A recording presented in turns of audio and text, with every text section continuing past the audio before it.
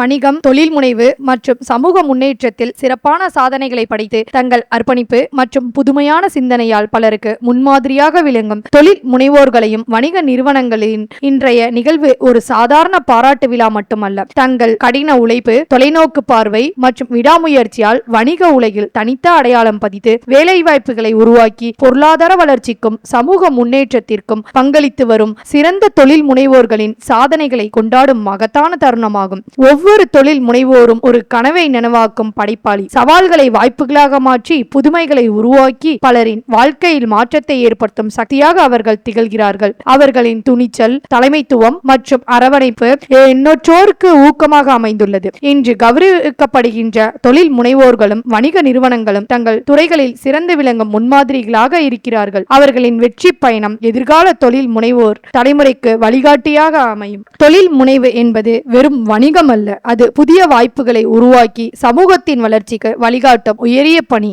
சிறந்த மகளிர் தொழில் முனைவோர் விருது யமுனா ஜே. டெர்சிபோட்டிக்.